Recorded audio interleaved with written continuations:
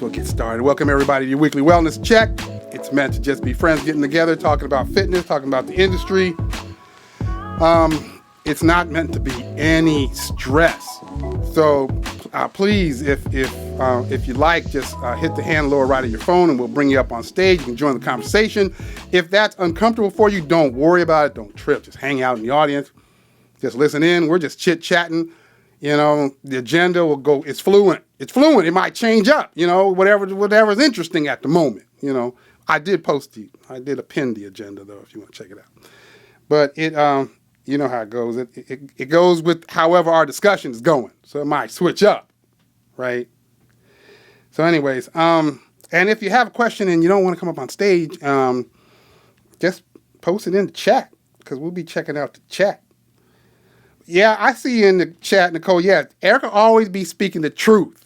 She does. It's just I don't be listening. That's, you know what I mean? And I've been saying for a long time, next time I'm going to listen. But that never happened. So now I'm just going, you know, I'm probably not going to listen next time. That's what I say now. But she do be telling the truth. All right. The first agenda topic is exactly, Danielle, it's typical stuff, right? It ain't just me, right? That ain't just me. So I shouldn't feel bad about it, right? Because it ain't just me, right?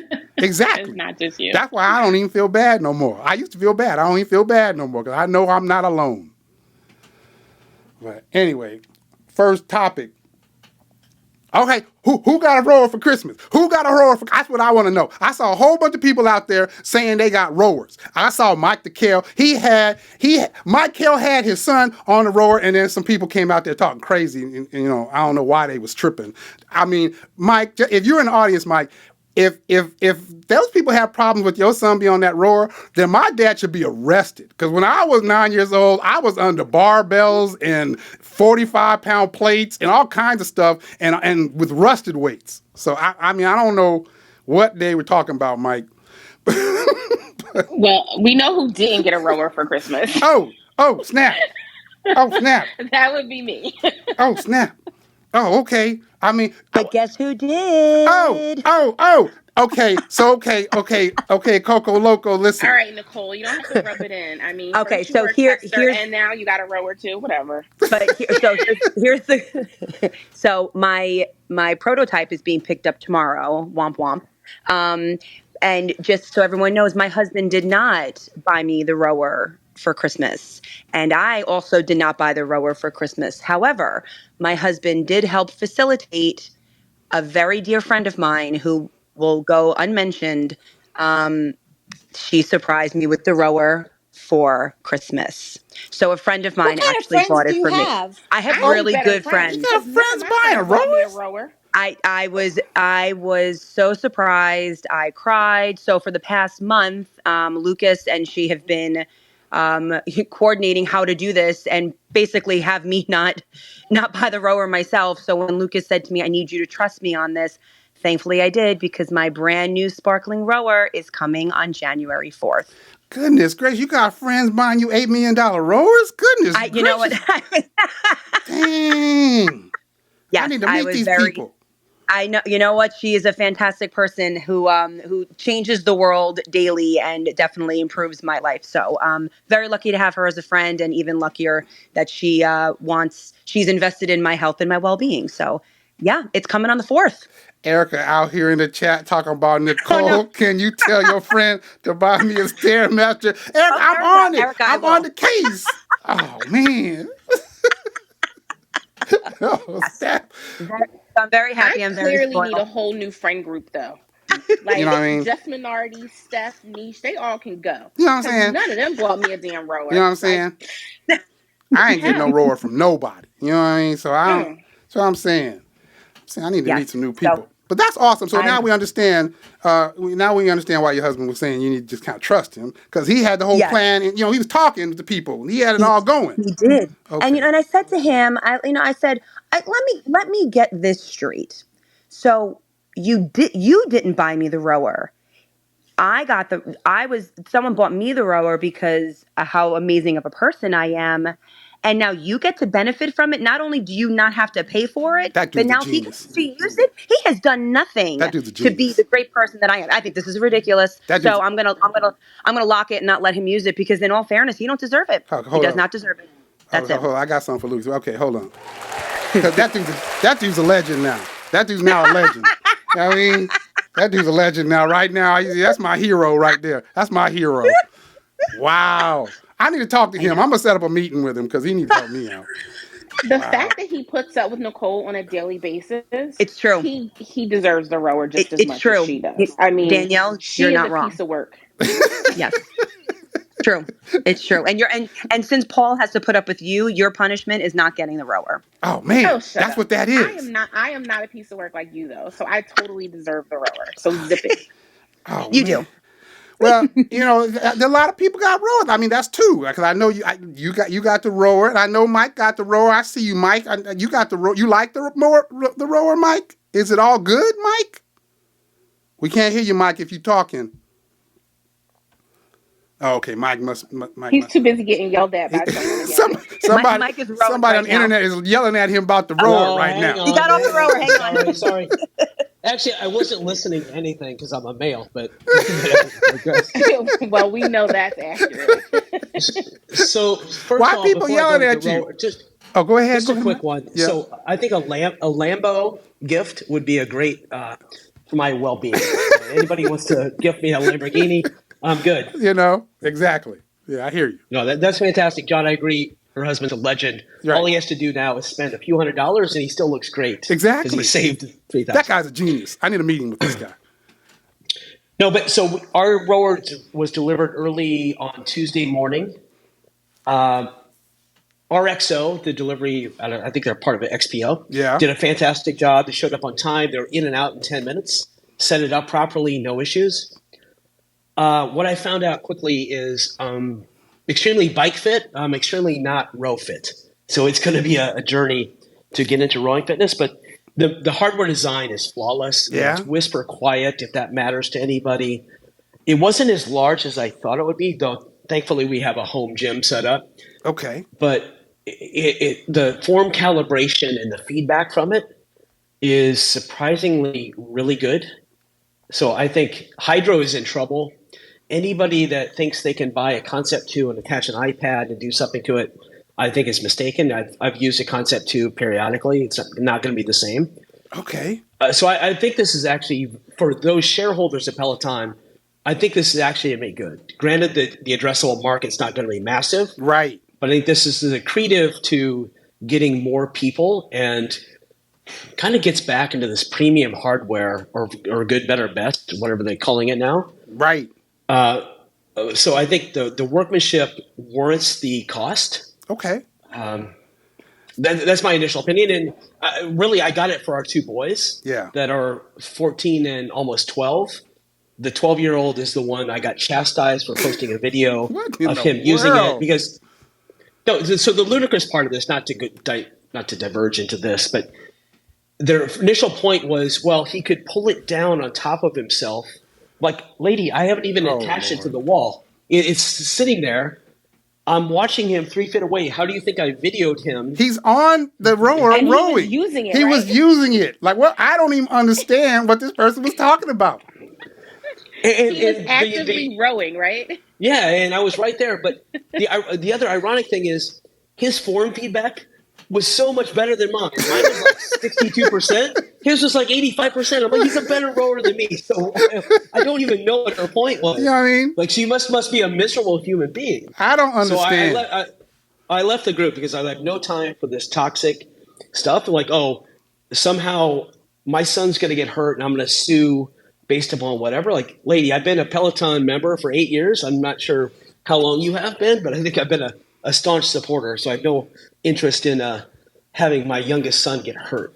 I just thought when I saw it that it's clearly a sign of the changing times, because I mean I didn't see anything in that would even have come to my mind, that with any type of concern. I just saw a father who got a rower and his son was on. It seemed so like normal. Like I didn't think any. And like I said, I mean, considering, where my father had me working out with him at that same age, I mean, they would be in like San Quentin or something. I mean, I guess, because... I grew up on a farm in Iowa. Like, I rode on on a tractor without any safety gear or anything. Right. Really, like this Peloton rower is probably the safest environment. Right. Plus, he's done 250 plus rides on our bike, and before I returned to Tread Plus, he did probably like 50 runs on the Tread Plus. So it's not like it's a 3-year-old toddler playing on equipment that I'm not supervising. So once again, like I let it go quickly. I think I gave a non-inflammatory response, at least online, and exited the group because once I said, like, I have no time for that. But just once again, I think the rower has exceeded my expectations of the quality. Wow. And I look forward to using it because I've just started doing 5 or 10 minute classes to ease into it because I'm not young anymore. But I already feel the difference, and I think it's going to be a great supplement to bike aerobic activity and using a specific set of muscle groups where the rower targets so much more. Everybody I talk to that mentions this rower, who has this rower, says something similar to that. Like, everybody says that. I mean, goodness gracious. So I know it must be a good product. I know it must be valuable. I know it must be well designed. I mean, everybody says the same exact thing. But to your point, I know the addressable market is small. And so that's why it always kind of confused me that that's where they were focusing. But one thing you said about producing a product that's so high quality like that, I guess does something for the brand, the perception of the brand. So I guess you get something in that realm out of it, and you have another discipline, regardless of the addressable market, and it might be a funnel into other products. So, right? I guess it's all good. And the quality design gives me better insight. I mean, we were all waiting for the rower to come out. We were like, why is it taking so long?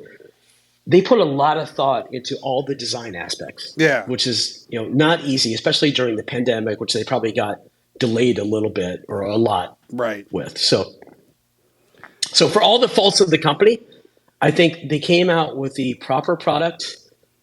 Say what you will about the price point. Like, look, I did 1 year financing, 0% with a firm. It was a no-brainer. Right.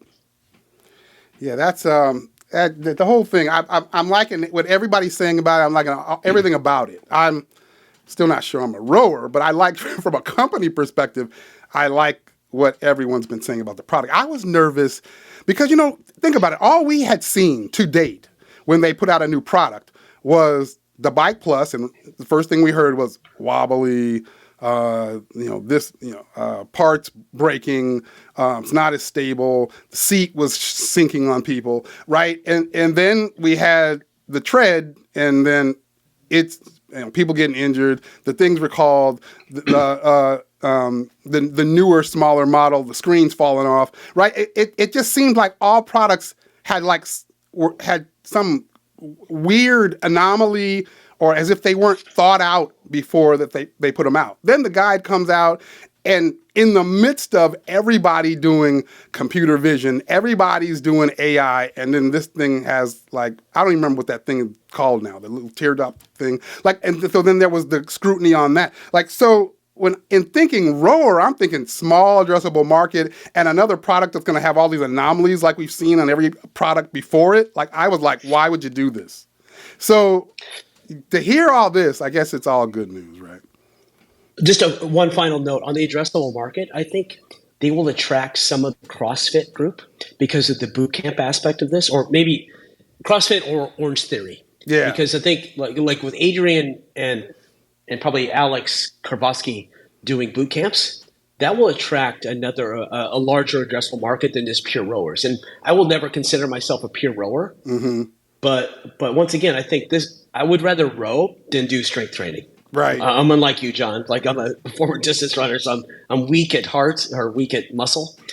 But this is a good blend between strength and aerobic versus pure aerobic on the bike. I like that. That's the appealing part to me. That's the one piece that makes me go, like that mix of the two. Sheldon says in the chat, he's like, but it's way too expensive, and that's the thing that keeps eating at me too. It's like, it's like, wow, but did it have to be at that price point?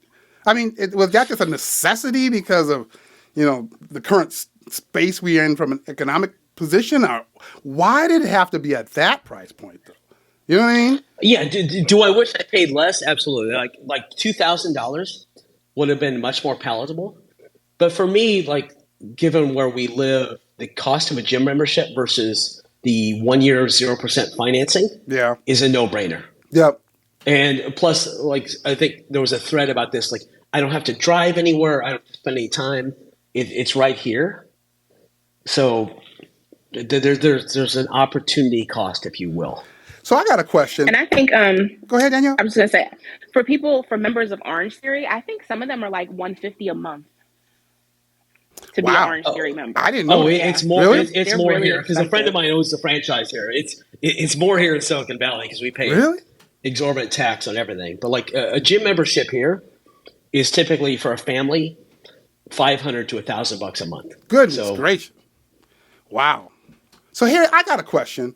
So I when the Tread, well, the original Tread, when it first dropped. So I fly out to Vegas to see the drop, and I'm talking to Robin Arzon at the time as they're like introducing it at the convention out there in Vegas. And I'm talking to Robin Arzon, and she's like, "Yeah, this is going to be a game changer, John, because we're going to be able to do boot camps." And when she said that at the time, my mind was thinking, "Wait a minute, are you talking about cross hardware?" Right, my mind wasn't thinking, oh, just you use that product and then you're like doing something off the product and then you get on. I was thinking she was talking about a person owns multiple products and they're running from product to product. Because she also mentioned this Orange Theory type of a scenario. And my mind's thinking Orange Theory, right? But I guess that was just me being silly because that's. No, so this is top of mind because I said this on I think a Twitter thread. Maybe some people in this call are on that. I said, look, we can now do a Peloton triathlon, row, bike, run. That's what my mind went to. The bike. Right. Yeah. That's exactly where my mind went when she was saying that. I'm like, really? You really think people are going to buy all these products and then they're going to be running between products? I mean, I didn't say that to her, but that's what came in my mind when she was saying boot camp and comparing it to things like Orange Theory. But I mean, people are doing that. People are buying multiple products now. So I don't know. I guess eventually they could. All right. Well, it'd be a big draw though.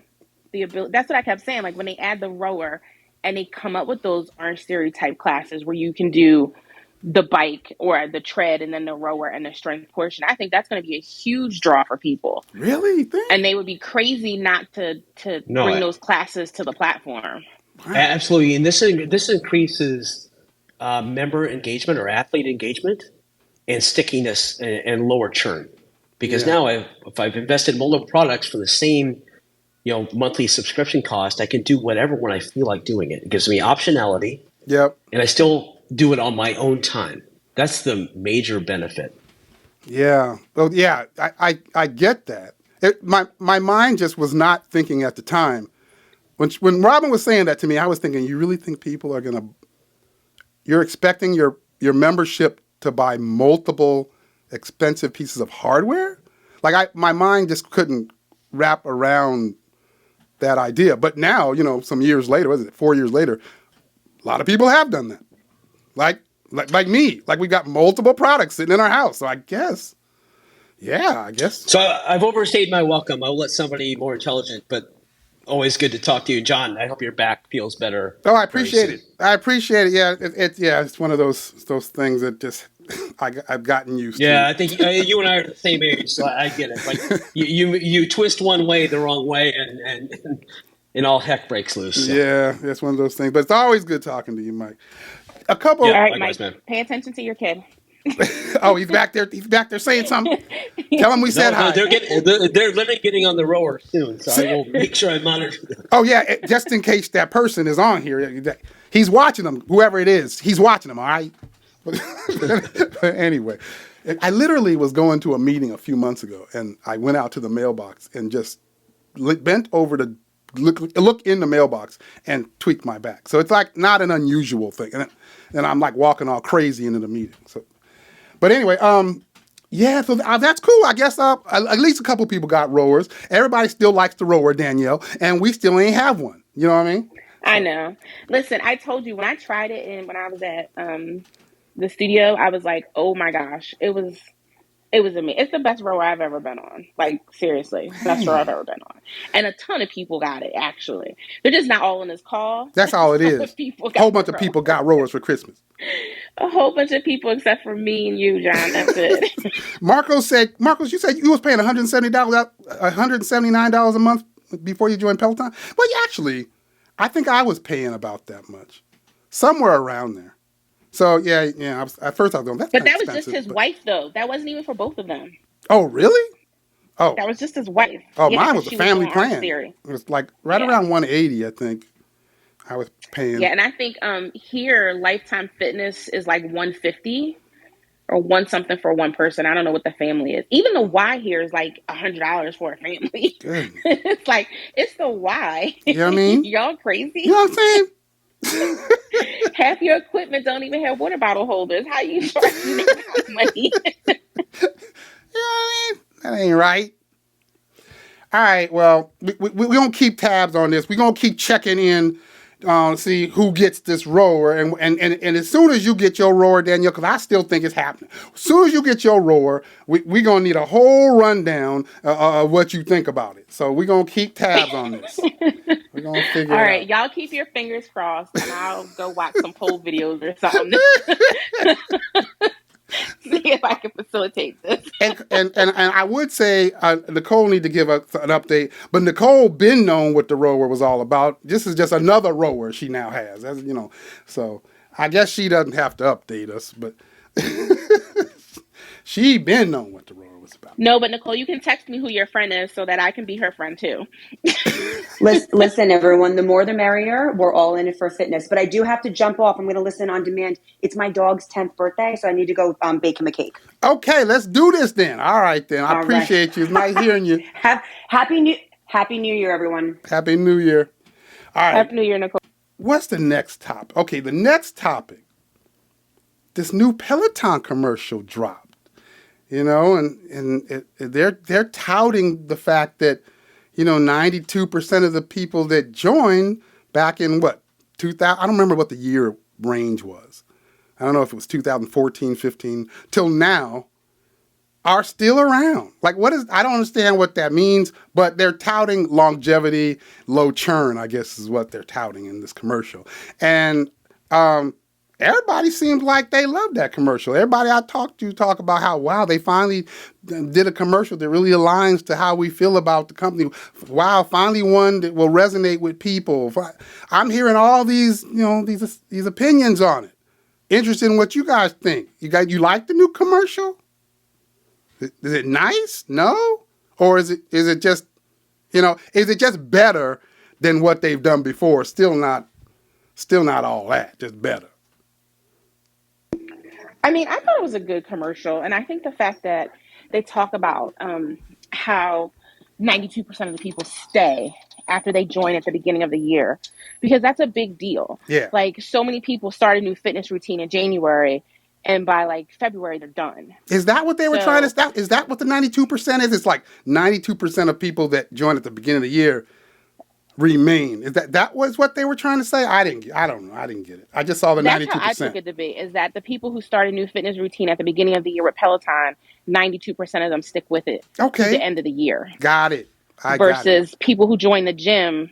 It's like when you belong to a gym, you get all these influx of new people, and you know that by February, a third of them are gone. And then it just keeps dropping every month, and then it's just back to the regulars by June. So I think that's what they were pointing out, is that we don't have that kind of fall off rate. It's a play on what we all already know and is already talked about everywhere you go in the news about how the New Year's resolution comes around, give it a couple of weeks, everybody falls off, your favorite treadmill at the gym is back open again.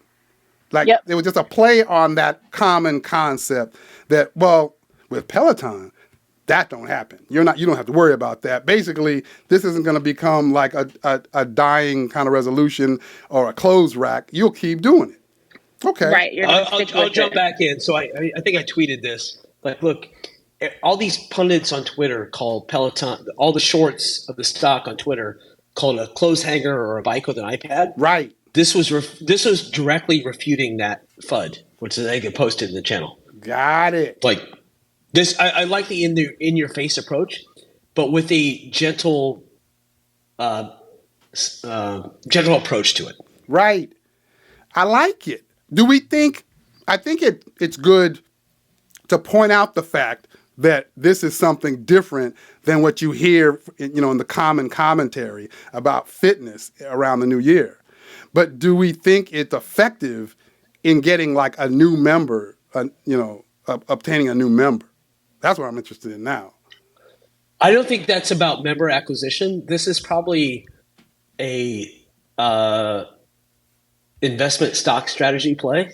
Okay. To get people to stop being negative. That's my assumption without any data behind it. No, that makes sense. I struggle with a lot of their ads as it relates to that concept of member acquisition.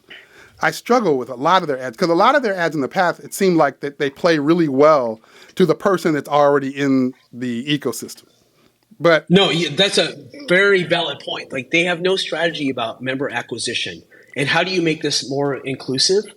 And you kind of diffuse this thing like Peloton's super expensive because there's optionality on how to get into Peloton. And they took a very hard edge approach to this refurbished bike announcement that your Pella buddy leaked or posted.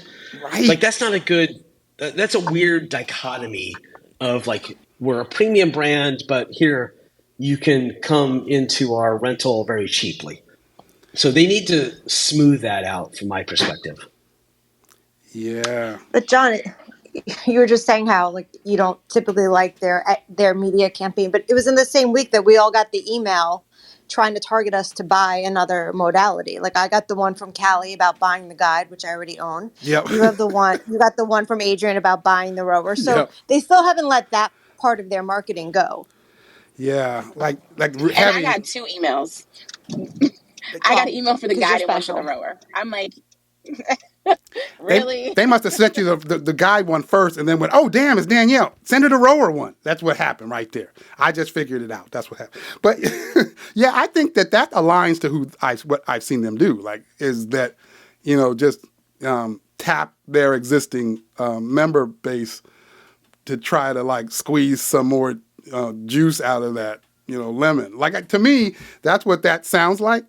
But yeah, I still struggle with like the other than throw it on Amazon, throw it in Dick's, throw some some equipment and some clothing in Marshalls. Other than the different places now you can go and acquire a piece of hardware. The ads don't seem to align to. I don't know. So my vote is Sheldon for I think CMO. the new one. I'll throw that out there. Sheldon for CMO. I like that. I'm with that. I would be with that one. I mean, I see in the chat. Sheldon asked that question, right? Like, with the 92%, did they list how many percentage are actually using the product? I don't know. That would be an interesting thing to know as well. And if you're not trying to get acquisition or retention, then like, what are you doing? Like that's where I'm at, Sheldon. Like that's why the ads confuse me. It makes me think that they think that the ads are effective at acquisition. It makes me think that they think they are. You know what I mean? I don't know, but I just don't.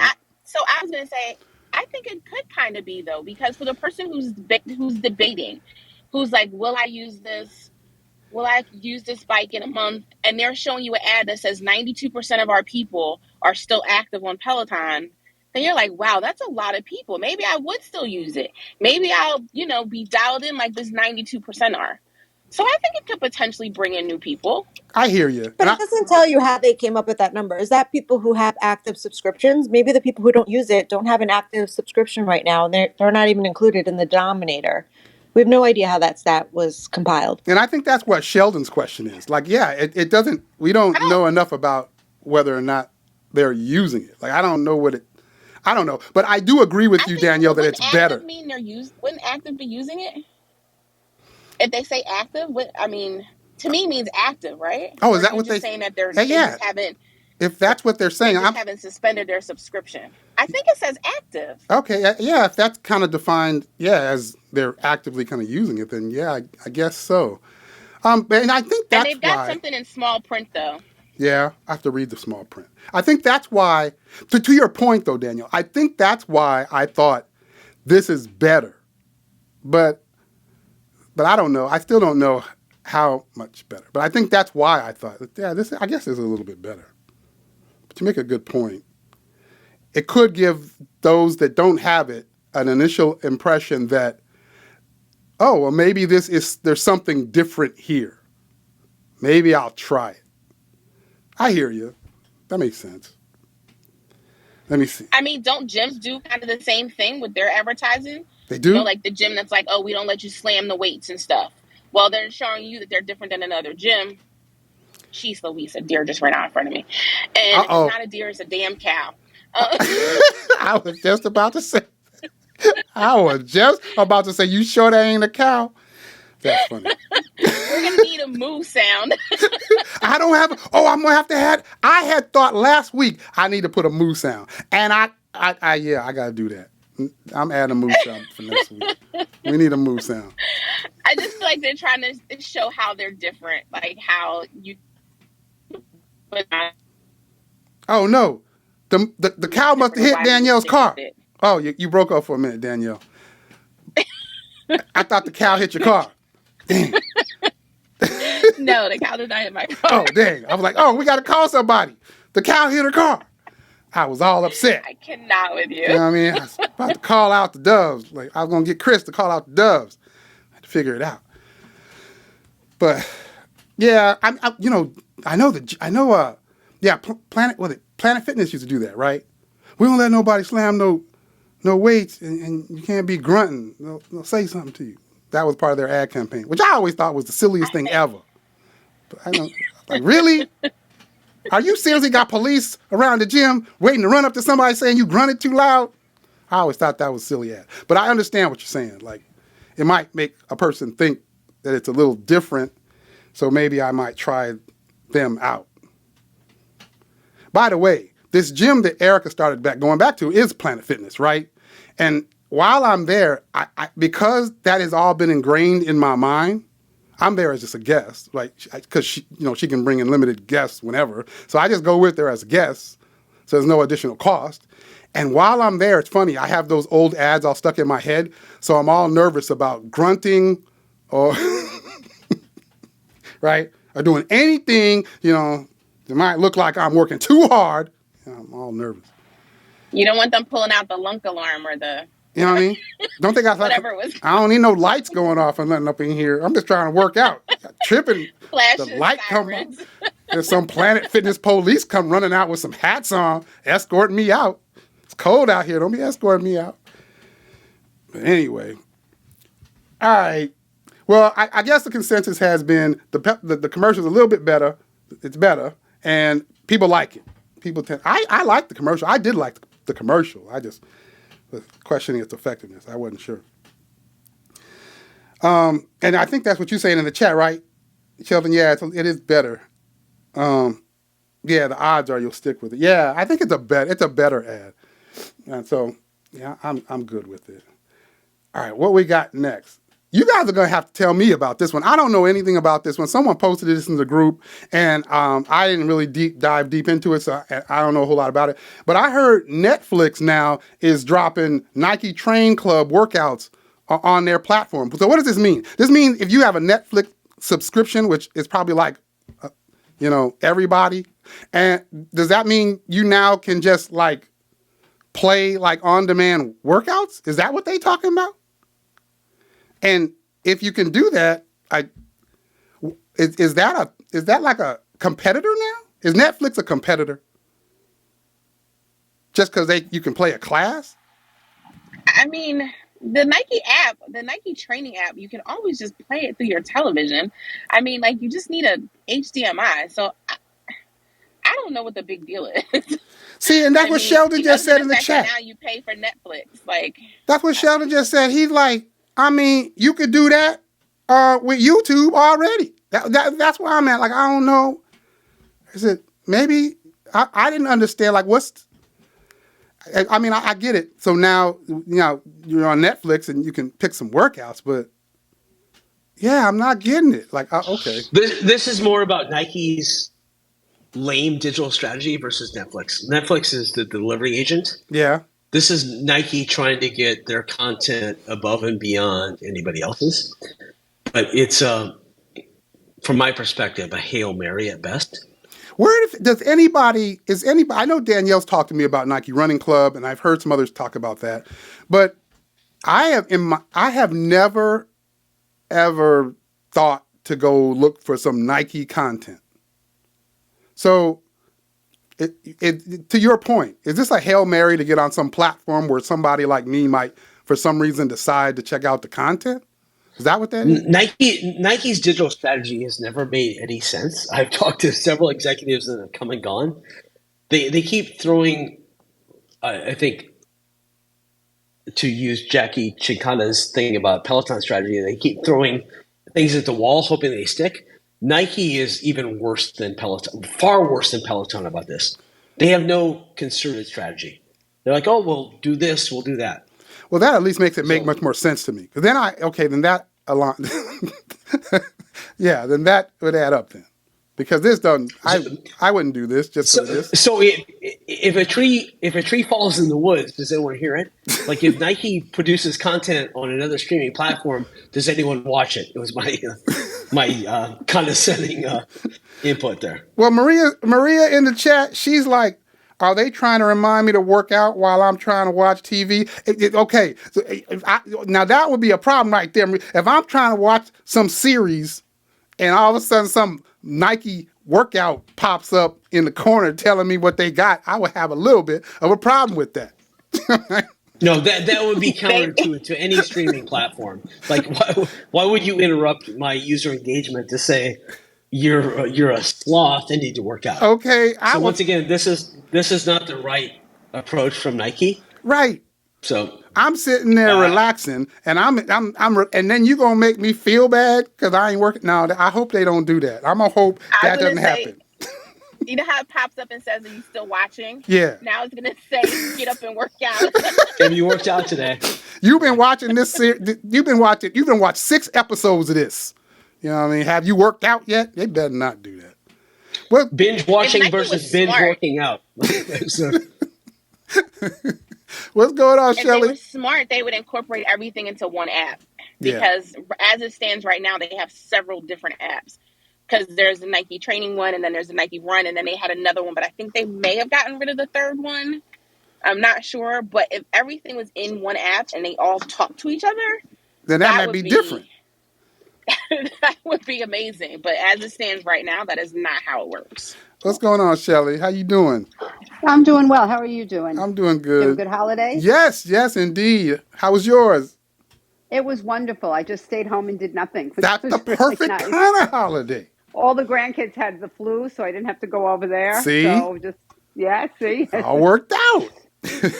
So, I mean, is anyone using Apple Fitness? Why would I use Nike, Netflix Fitness? Exactly. I mean, I think from an Apple Fitness perspective, it would make more sense, right? You probably already have an Apple device, or an iPhone, an iPad. Yeah.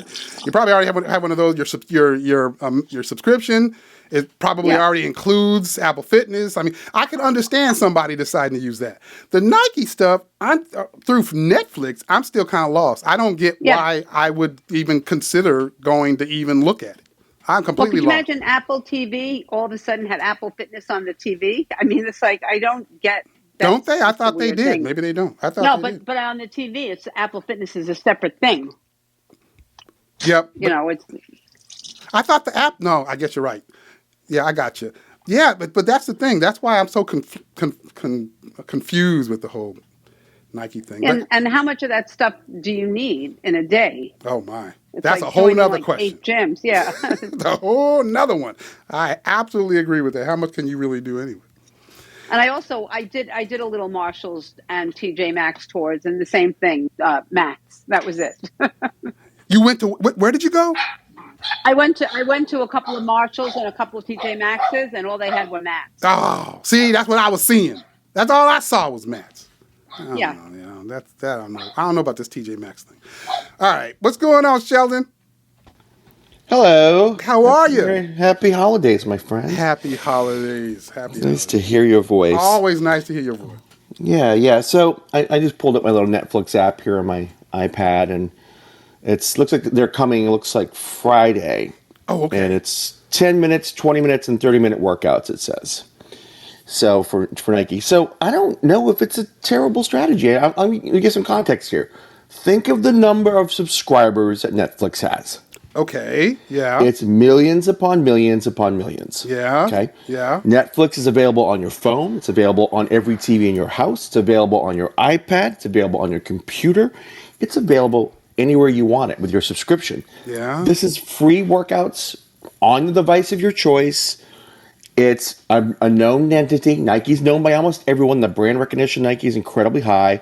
It's a way for Netflix to get another hook into you. Yeah. You now use their app. You come to our app. You can watch TV. You can use workout videos. It's a content delivery mechanism. Yeah. Right? Yeah. Remember, Peloton's talked about this. Other people have talked about this.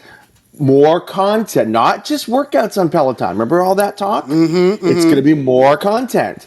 This is a way Nike's trying to jump ahead of the game a little bit here and say, I don't know if it's going to work or not, but it's like, hey, it's a New Year's resolution thing. People are looking for ways to work out. They're going to push this to people. They're going to put it in front of people that they think are target audiences. If they start there, maybe they'll see more content and want to subscribe to it. Or maybe they go buy the Nike equipment or the gear. Nike doesn't really, again, I'm not a big follower of Nike, but they sell equipment. They sell shoes and workout gear and mats. That's what they make most of their money. They're putting all that gear in these videos. They're delivering this content so they can sell more stuff to us. Netflix is just looking for another way to get a hook into you. So I think that's the strategy they're looking at here. I don't know if it's going to be, I don't know the quality of these workouts. I haven't seen one. Maybe come Friday I'll pop one in and see what it looks like. But a lot of people have that New Year's resolution to start working out. If it's when you're sitting there surfing Netflix, they drop it in front of you and say, maybe I'll try that. No, it's free. Okay. Yeah. I mean, you got me intrigued now. I mean, I know from a Netflix perspective, I know it's probably a no-brainer. We know they've been losing subs, and then now all of a sudden, okay, you throw Nike out there. Okay, if it works, it helps us a little. It does. If it doesn't, whatever. So I think from a Netflix perspective, I get it. And it does make me think, as you were talking about it, okay, here's this delivery network. It already exists. Millions upon millions of people already have it, like you said. And now all of a sudden there's 192 million people, by the way. Wow. And have Netflix. Now all of a sudden you got like... In 2020. Right. And so now all of a sudden you got free workouts out there. So if for some reason that, you get some percentage of those people that decide, wow, this is pretty cool. Yeah. I guess you can then kind of... It's over 200 million people. You get 1% of that. It's 2 million people. Right. Okay. All right. You got me. Okay. I don't know. But is it going to work? I don't know. I don't know if the content's any good. Content has to be good for people to stick with it. We all know that. But I think if they struck a deal here, Netflix has another hook in you, and here's some workout content for people that want to use it. Nike gets a platform with 200-something million people. It's a win-win for them as far as they're concerned. Right. Okay. I mean, I hear you now. I think it hits me a little bit different. Okay. Yeah. I like it. I like the idea for them. I still don't know that I would ever try it, but I get it. Yeah, I hear you. Well, I mean, again, we're all in ecosystems already. Like it's like this is bullshit for us. So we're not going to do that, right? Right. But a lot of people aren't in ecosystem. It's Peloton, as big as they are, with about 7 million people, something like that. Right. That's peanuts versus the whole world, right? Right. It's peanuts. Yeah. And so, again, it's like there's a addressable market here, and I think Nike's goal is to sell more stuff, and if they can put these workout mats or the clothing or the shoes make them. I'm interested. I'll watch one just to see how prominent the gear is, just to see what it looks like. What happens when? I mean, we've been talking about this for a while. This just feels like everything is just getting diluted to hell. Yeah. I mean, everybody is in this. Literally, everybody is like entering this digital fitness space. There's a digital app everywhere, the digital workout platform, there's people producing digital content for fitness, like all over the place. Like, it makes me wonder about whether or not, can you really have like one big bad boy player in a space that's that diluted? Like, could you? You could have 2 to 3 bad boy players, I think. Yeah. And then again, eventually you're gonna have a reckoning. The money's gonna run out. It's gonna. I think you're getting in the realm of dumb money now, where I think people that are just they're trying to ride a wave that's already hit the beach.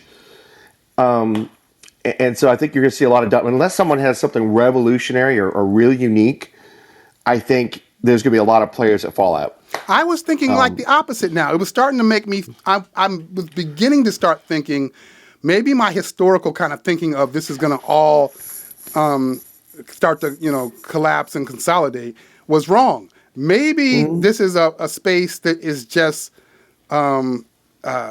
so available from so many different places, and so many different people can figure out a way to stay above water with it, that no one could be a big bad boy, because it'll just be too many people that can survive at it.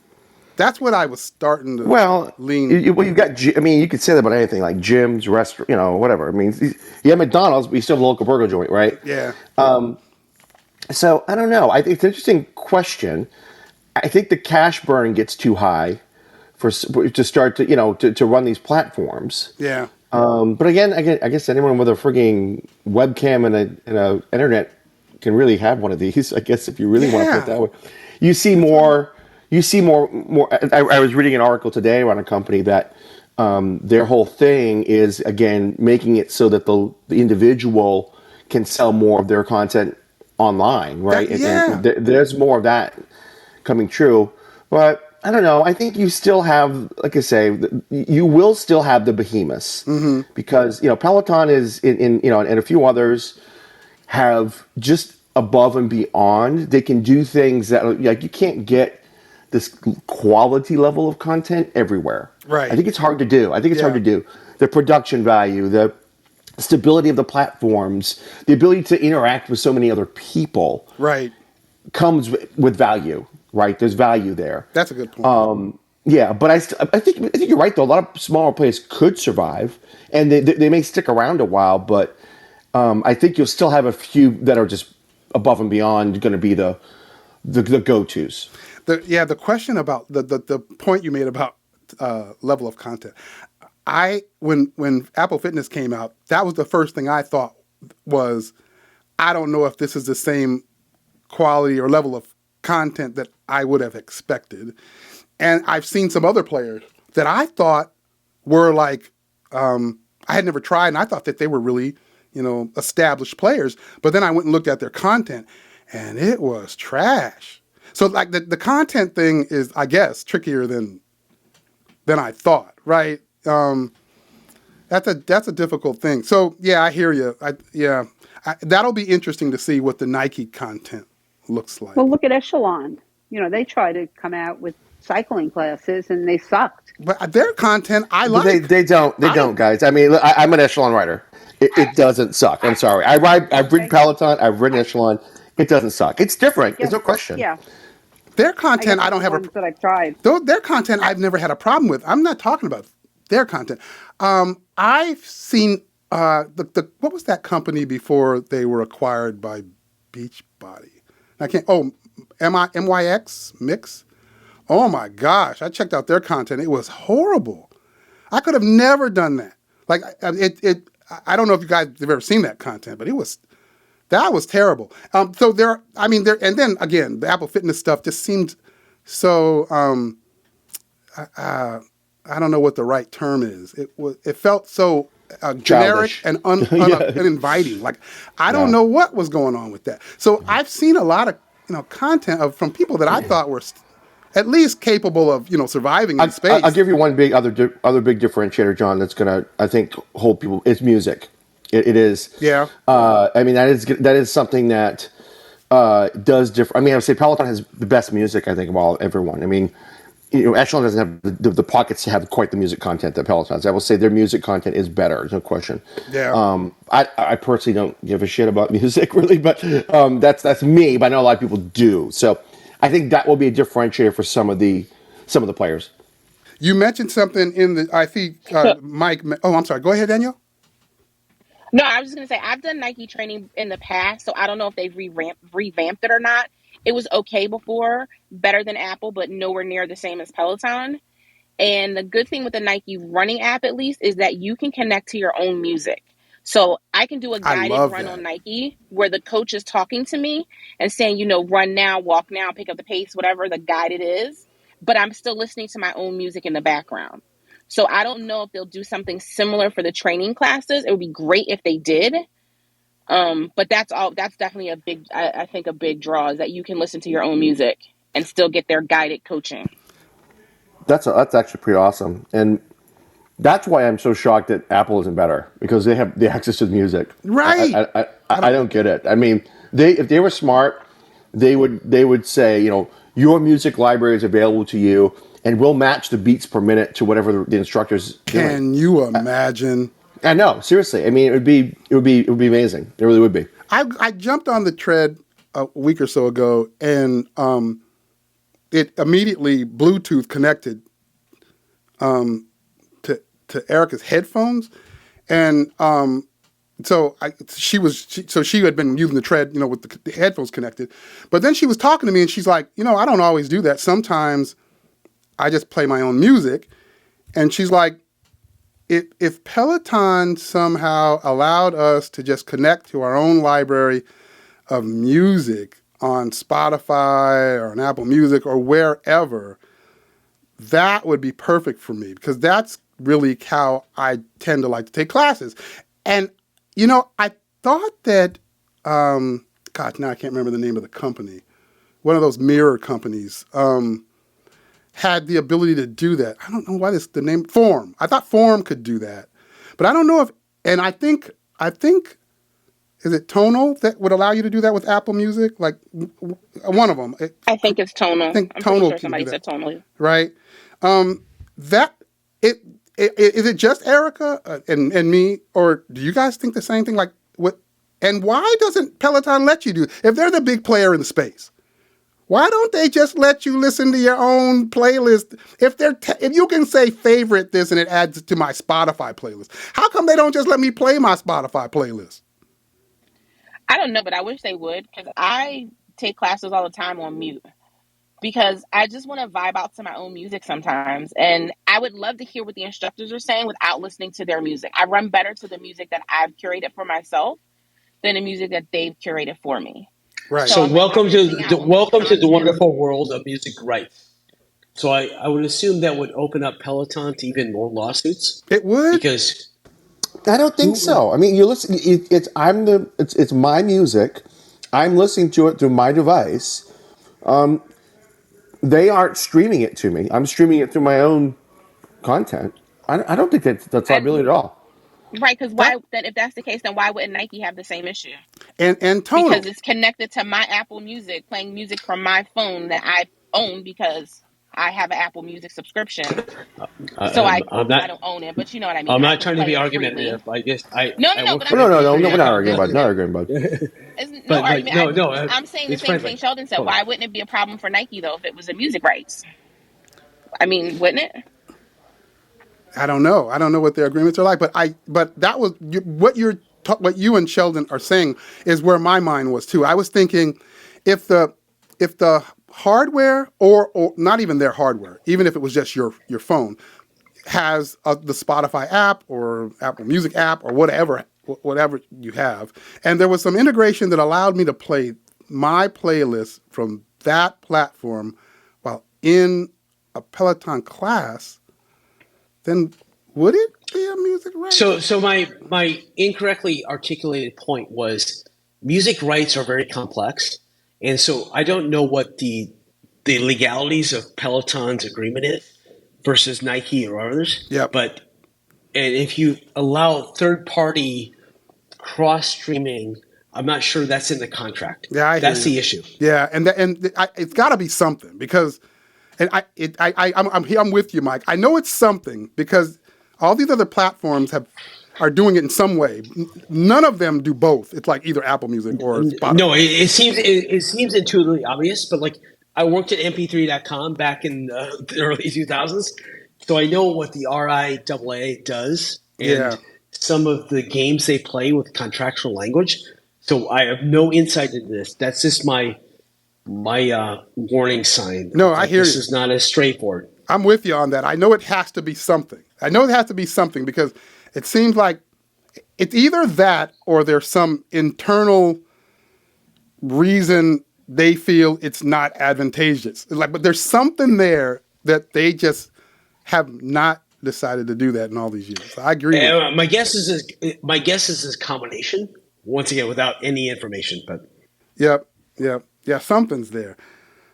I think part of it is that they feel they're curating these classes for you, and it's part of the personality of the instructor. It comes as a package, and I think they're probably building it as such that the music is kind of integrated. And probably also some of it is they probably have deals like they have these artist series and things like that. They are playing this stuff for a reason sometimes.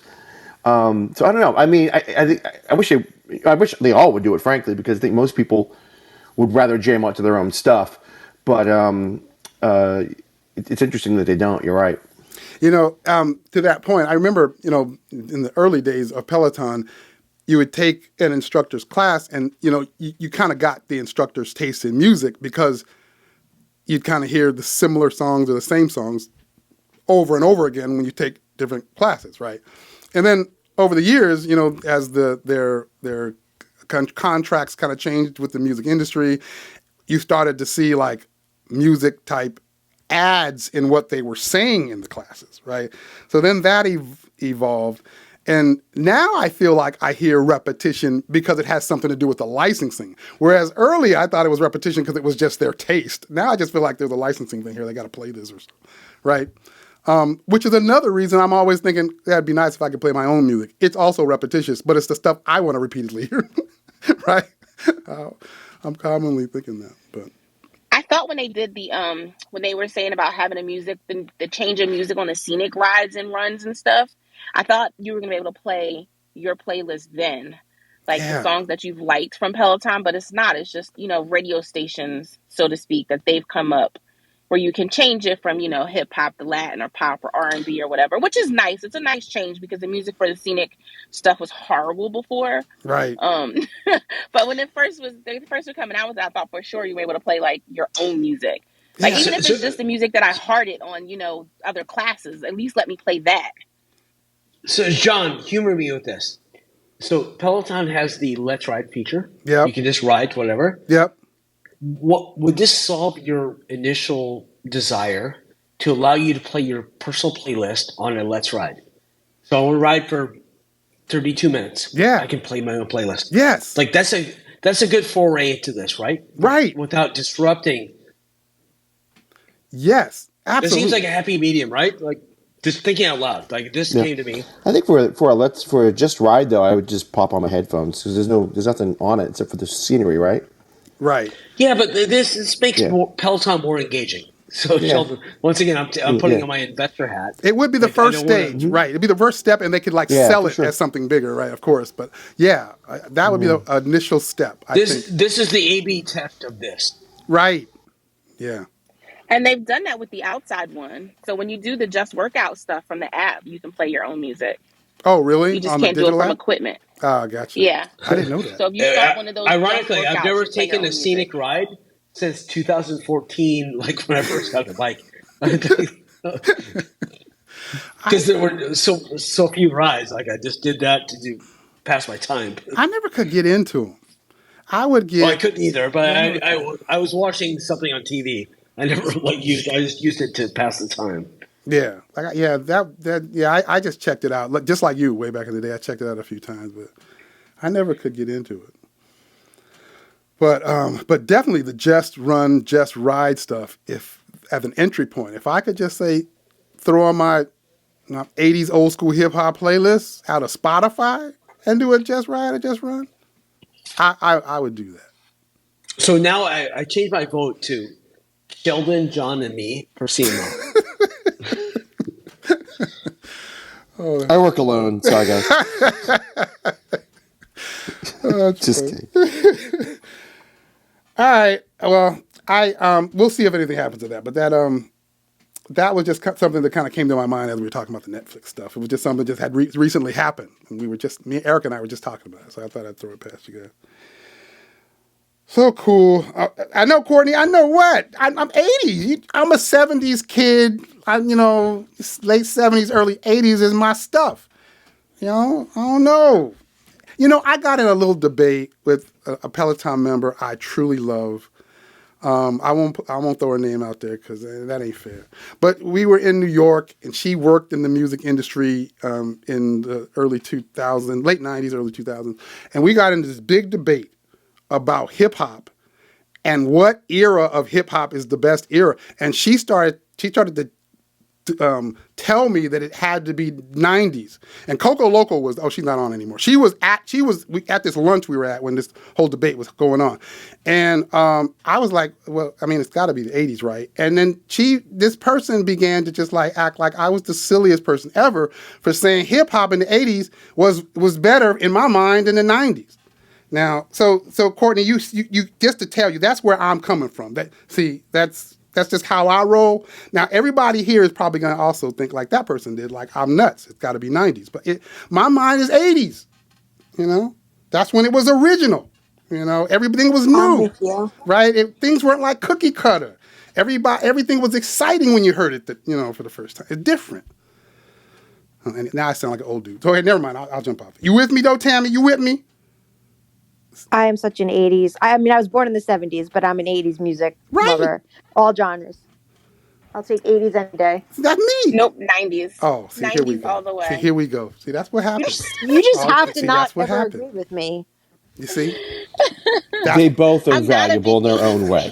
Yeah. I mean, I like some of the 80s stuff, but not 80s hip hop. And I'm even outside of hip hop. I'm with you, Tammy. It didn't even have to be hip hop. It's just music in general. I'm back to 80s, late 70s. That's where I'm at. It just seemed better. It seemed wider. It just seemed more unique. It just seemed fuller. Like, I don't know. It's just me. All right, I'll stop the debate. Of my childhood, it brings back so many memories. Candace in the chat, she talking about 90s too. See, this is what happens. All these people come up with 90s. I don't get it. All right, let's see. What's the next topic? Oh, because next topic is Daniel McKenna. He's still around, y'all. He out here thriving. I think he got He's in Ireland. I think he got a bunch of money. But he's supposed to be back soon, right? Because he's got that whole workshop going down in NYC, right?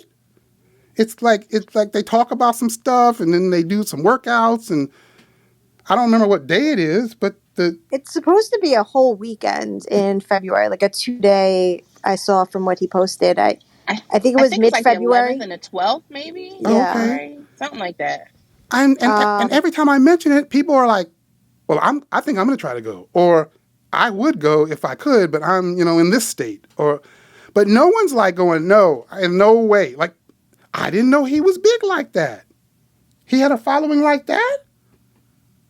People are interested. Yes, but now's the time. I mean, for whatever following he had, the more time that goes on that he doesn't try to, I think, capture on it, I mean, the following will just dissipate. I remember when Jennifer Jacobs left, she did a few of these kind of things until, her Beachbody launched. And I think it was just to keep members engaged and following her so that when she did make her Beachbody announcement, hopefully, some would move over. But she did a few in the city. Oh, really? And I think that's smart. Do you think they're going to change the way that the contracts are structured based on this whole incident? Well, the way the contract is structured, so that I don't get it. Like non-solicitation clauses and stuff like that. Gotcha. Maybe. I mean, because I get the impression that this was, we don't need this trouble, we don't need this noise. Here's this money, drop your thing and go away, type of thing. But also, if someone is fired, could they stop them from doing their profession? Because now you're keeping them from making a living. It's different if they left on their own and maybe you said you can't do this for 6 months or 7 months because you chose to leave. But if you fire someone, now they have no income. So wouldn't they kind of have to let them go back to their profession? Yeah, I don't know. I don't know the legality of that or how that works. But I would assume the current contracts have something in it, like you just said, that doesn't allow them to do this type of thing that Daniel's doing now once they've left. But yeah, I don't know. Yeah, to Daniel's point, I mean, I think I'm not a labor law person at all, but it's like, you can't keep. It depends on the state, though. I think it really does depend on the state. I imagine New York's laws are pretty favoring the individual versus the company. But yeah, I mean, you couldn't keep making a living, but you could say you can't solicit Peloton customers. Maybe. Oh, I got you now. Because everything that he's doing is based on a following that came through a platform that he's no longer affiliated with. I got it.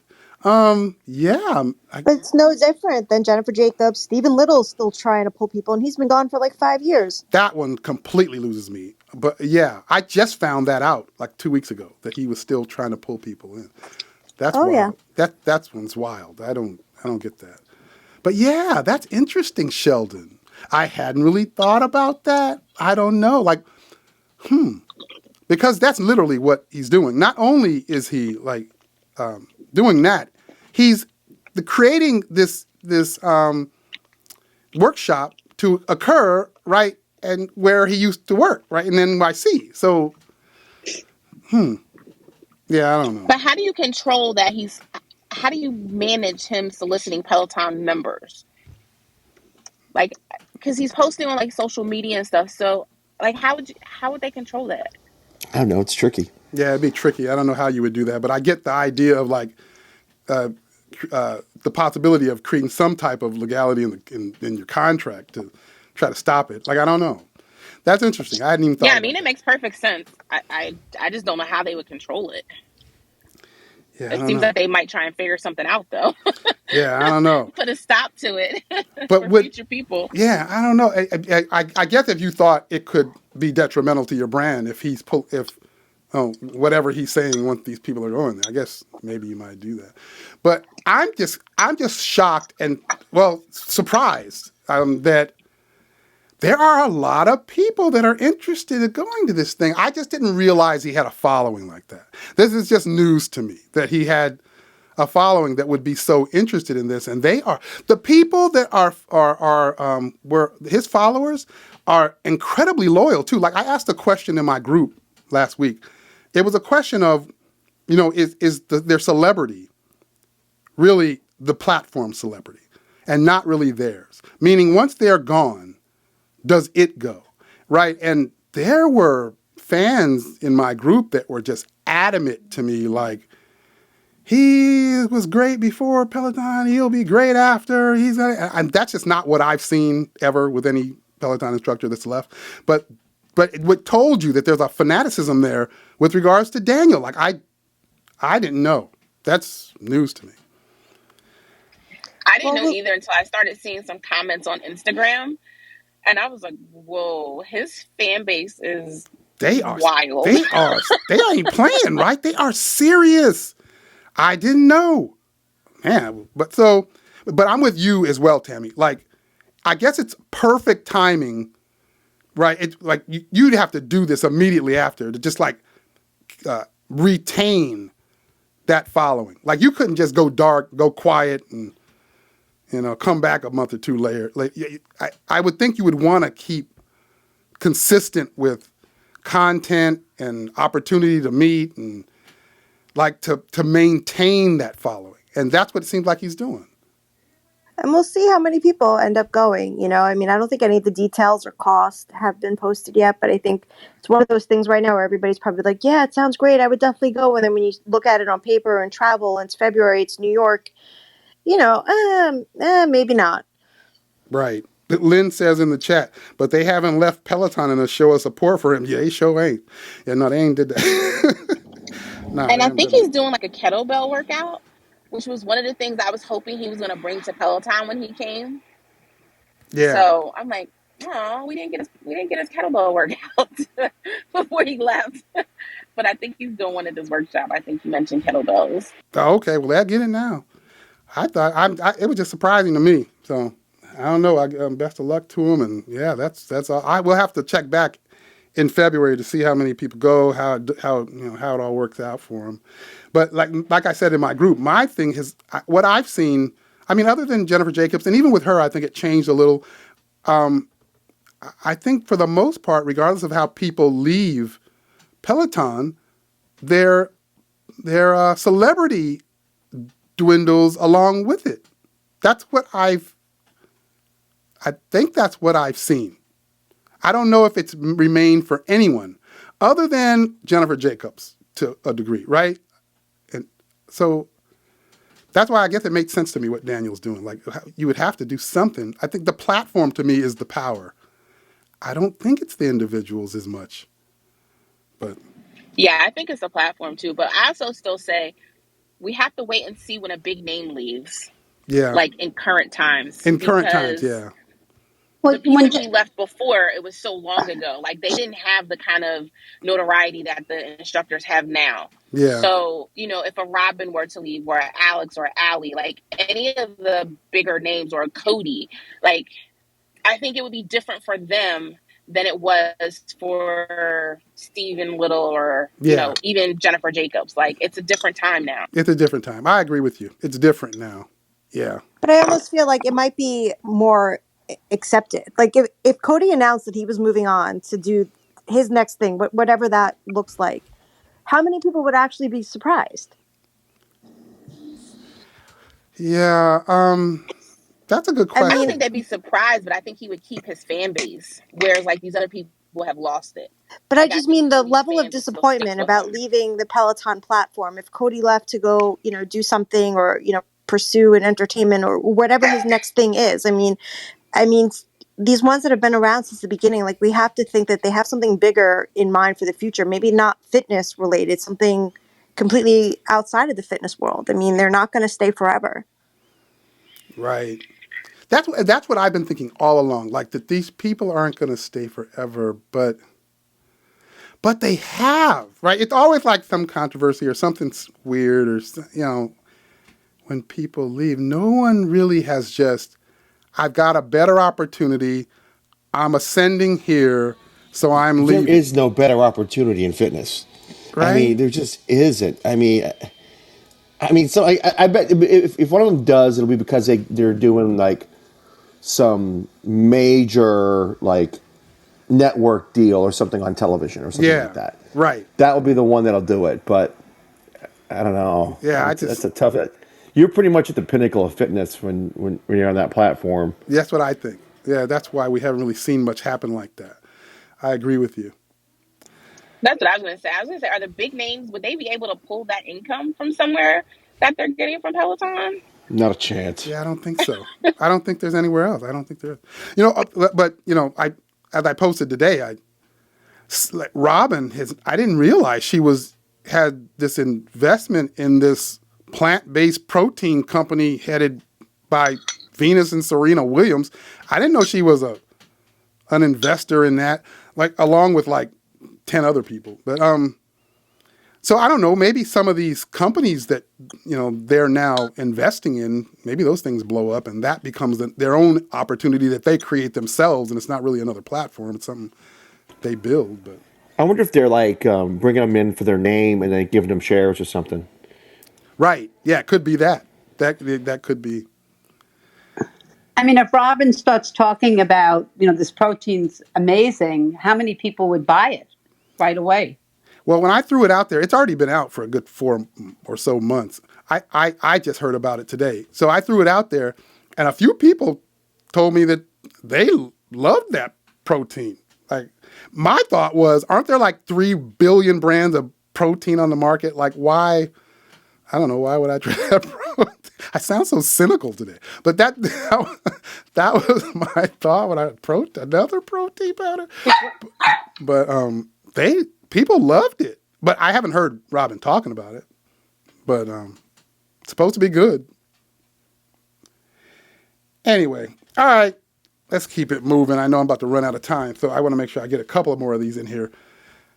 So you guys, we were talking last week, and we were talking about Peloton and Marshalls and TJ Maxx and what's the other one, Sierra Trading. And people were saying they were finding Peloton blocks and Peloton weights and Peloton gear and all kinds of stuff in these shops. And I know I got like at least 4 or 5 Marshalls all within, I don't know, like a 15-mile radius around me. So I decided to go check it out myself, right? So I start one night, I dragged Erica, because it just happened to be in the car when I make this decision. First of all, it wasn't one night. It was the coldest night of the year, and it was the day before Christmas. It was like crazy. Like December 23rd or 4th or something. And we were out doing something, and it just came, epiphany came to me. I was like, hey, why don't we check out these Marshalls? And then she rolled her eyes, but she agreed. And so then we start driving to these Marshalls. I went to 4 separate Marshalls. All I found were, this is the collection of what I found across all 4. 5 mats and 1 yoga block. That's all I found. So now this whole Marshalls thing just sounds like it feels like you're digging through a bin and just hopefully wishing and hoping you just happen to be there for some other reason and you see something. Like, it's not like... That's the whole Marshalls concept. Right? Like, you don't go in there looking for something in particular. You go in there and you gotta like dig. And then like, if you dig enough, it's like, wow, here's designer pair of pants marked down. Well, I was learning because I can't do all that. So I even went through, while I'm on this mission, people are texting me and they're like, John, you gotta really dig through the clothes. I'm like, oh Lord. So then I start, going through the clothes. So for everybody who's wondering, I looked through the clothes. I ain't found a Peloton shirt. I didn't find nothing.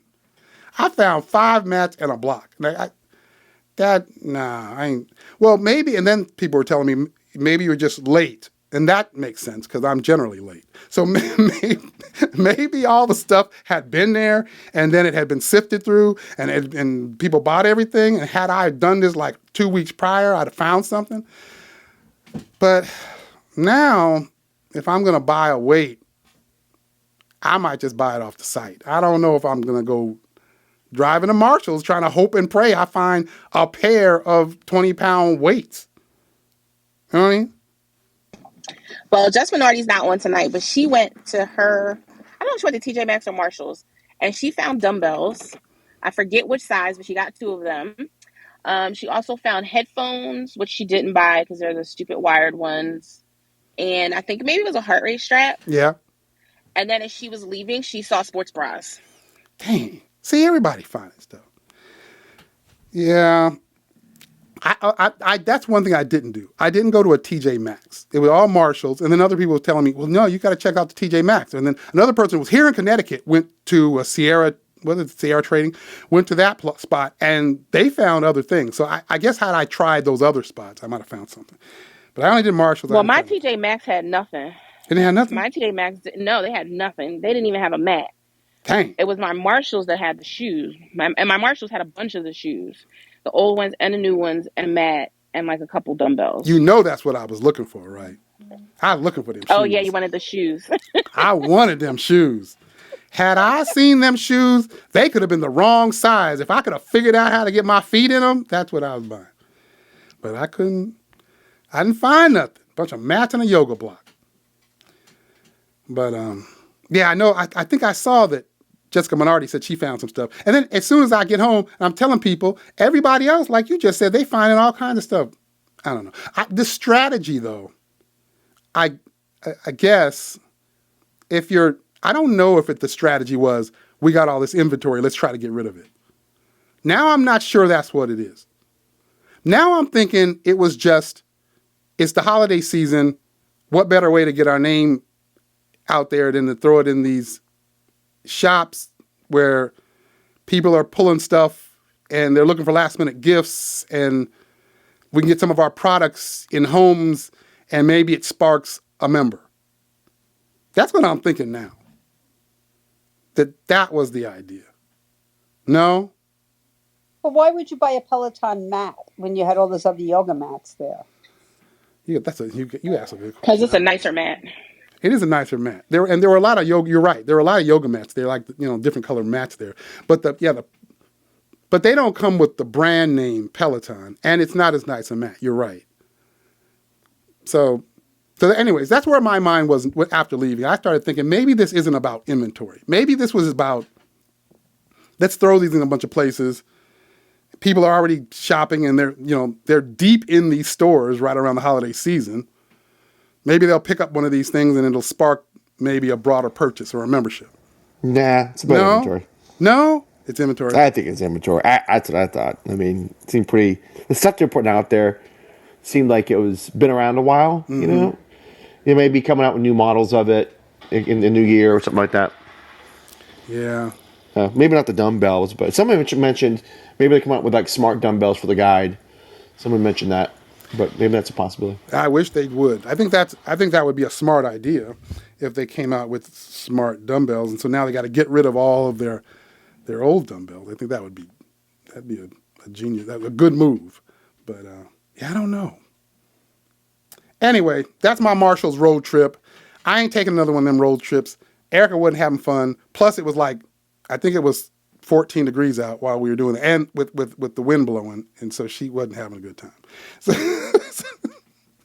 So that might be my last Marshalls run till the spring. All right, let's see what do I have next. The Peloton Certified Refurbished Program. I mean, didn't we already have? This is where I'm at. When it was announced and it came across on all the different news wires, and it was like, I even saw it on my local news channel. My local news was like, Peloton has a new certified refurbished program. Like all over, like it's a new thing. Is that new? That wasn't new, right? Didn't they always have a refurbished program? Like, was it just a rebranding of something that already existed? I don't know if they always had it, but I think it's been around for a while. Yeah. That's what I thought. I didn't realize they had one. It feels more permanent. They had it for a few months, right? Yeah. And they also had it for friends and family of employees at Peloton. Yeah, they've had that for years, the friends and family thing. But I thought the refurbished thing, like Sheldon said, I thought, I don't know, maybe earlier this year, I heard about that. Yeah, maybe I hear what you're saying, Sheldon. Maybe this was them saying, okay, now this is an established thing that isn't going away. It's not just a one-time thing or a couple of months thing. This is maybe that's what the announcement was about. Yeah, I think they trial ballooned it to see what the response is going to be, and I think it was favorable. So they probably said, okay, let's make this more formal. And they probably get a ton of return inventory. They get bikes with bearings are gone or something, or a defective bike. They bring it in, they refurbish it, they redo the thing, and they get it out there. Right. It happens all the time. I think it's a good move. I like it. It made me wonder, like, what does this do for the secondary market? Like, and then Jack Sincata came out there and told me, well, I see bikes in the secondary market now for like $600-700, and it got me thinking, oh, that's probably an effect of all of this stuff, right? The deals around the holidays, the Amazon stuff, now this refurbished program. I bet you the secondary market, you can't really get what you used to be able to get. Oh, it's toast. Right? It's toast. Yeah. Bike, you get how much is the bike? $1,000? Yeah, it's like 11. $1,000 with a warranty. I mean, right. It's going to be hard to beat that for a lot of people. That's what I'm thinking. Yeah, I was going to say, why wouldn't you spend the extra to get the warranty? That's what I'm thinking. Like, I mean, Jackie, I think, 600 was probably the low, like a little bit of an outlier. I would guess it's probably more 700 to 800 is what she was seeing. And if you're spending that, yeah, why wouldn't you spend 1,100 to get the warranty and get the new bike, or refurbished in this scenario, but the warranty? So yeah, And when they opened this up, didn't they add it to like more areas though, or something? Was that what it was? Well, it's Is it now across the you can whole buy U.S. it and Canada. someplace else Yeah, I think it's U.S. and that you Canada. couldn't before? Okay. Yeah, it's completely open now. So maybe that's a part of the announcement as well. It's like it's truly open to everywhere, everyone. But yeah, I think it's a good deal. And so, people aren't talking as much as they were, with now Dick's, the Amazon, the refurbished program, the various ways you can now get a Peloton bike. And there was a lot of concern about, like, who is Peloton? Is this an aspirational company or not? That's I don't hear that as much anymore. So I don't know, maybe that wasn't as big a deal either. Maybe this is just standard business and people don't really see it as a detriment in that way anymore. I don't know. That's what it seems like. People are over it. They're over it, right? Like, I mean, it's the norm now. I mean, it's like you're trying to make it. The market isn't all elites anymore. You can't thrive on the top tier market. You just can't do it. Right. It's normalizing the price point so that people can have accessibility and grow market share. It's all about the subscription now and the value of the subscriptions. They need to keep building that to keep the cash flow going, and that's the long-term plan. It has to be. I cannot wait to hear what this digital offering is next year. We know there's going to be tiers. We're going to know there's going to be different offerings of digital. I don't know what that's going to mean for the all-access hardware kind of membership. It's going to mean people are going to lose their shit, Johnny. They are about to. It's what it means. They're going to lose their shit. That's what I think. They're already losing their shit, and it hasn't even happened yet. I think, right. I think this is about to be hilarious. I cannot wait to hear this. What is this? And I would not be surprised if it not only comes with different tiering, but an increase to maintain your existing level of content. Like, I would not be surprised at that. So I just can't wait to hear what this all is. I'm all excited to hear what this is. But yeah, I agree with you, Sheldon. People are going to lose their shit. Well, I mean, everybody with equipment, we had an increase. We got an increase and the app price went down, right? Right. So it's about time they get an increase. Courtney said big mad. Exactly. They about to be big mad. We'll see. We'll see what it is. But I'm interested in hearing it. Anyways, I wanted to did you guys notice after our talk last week, the very next day, there was a Mariah Carey Artist Series badge? What's going on with that? Courtney, did you cause that, Courtney? Who's the one that said we need to be having a Mimi badge? Did we cause this? I did. It was me, because I said if Taylor Swift can get her own badge, we need justice for Mimi and Whitney. They need their own badges. And boom, the next morning, all late, the next morning, there's a Mimi badge. Courtney done changed the whole game. All right, I hope they listening. Well, we know they listening. I will wait for Whitney's. But I thought the Mariah Carey, I was like, thank you. The godmother of Christmas, she needs her own badge. Like, come on. She needed her own badge, and ta-da, she had her own badge. No Whitney badge, though. I know we still haven't got the Whitney badge. What's up with that? It's got to be coming. Because Mimi's came right quick. As soon as that was dropped, came right quick. So we'll see. We'll be looking out for the Whitney badge. I'm just gonna ask this one last question. I won't take you guys any longer. I know we're 3 minutes over, but I just happened to be sitting on my couch one morning, and there was an ad on for, what is that show? Kelly Ripa show, Kelly and Ryan. And there was an ad for Kelly and Ryan. And in the ad, Kelly Ripa is saying, I take Scenic rides when I don't feel like listening to the instructors. And I thought that is like counter, I think, to what Peloton really wants, right? Like their intent is for you to be enthralled in the instructor and their message, right? I assume. So when she said that, I was like, "Oh snap! Really? It's like that? You looking to do Scenics because you just get tired of hearing them?" Okay. So then I threw it in my group. I was like, "Is this common? Is it common that people are only taking Scenics or just rides when they finally get to a point where they're like, you know what? I ain't ready to be hearing these messages right now." Is that the reason people take Scenic?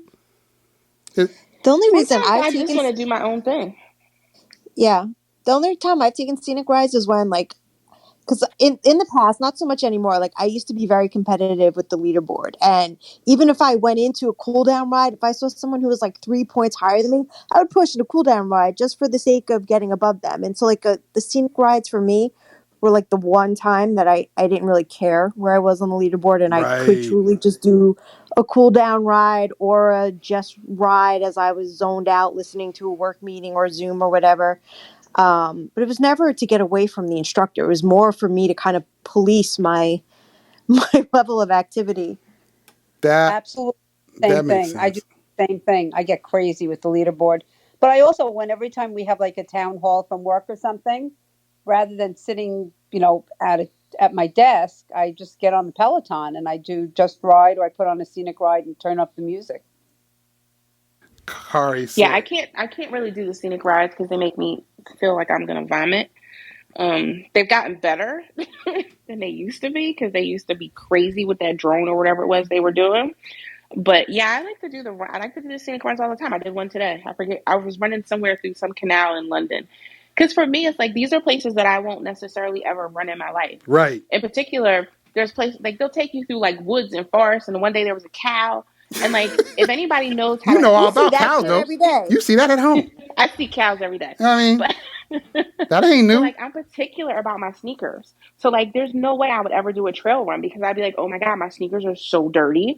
Like I would have a meltdown in the middle of the run. So like, I'll do those runs where like you're running out in the forest and the woods or whatever in Scotland because like I'll never run there.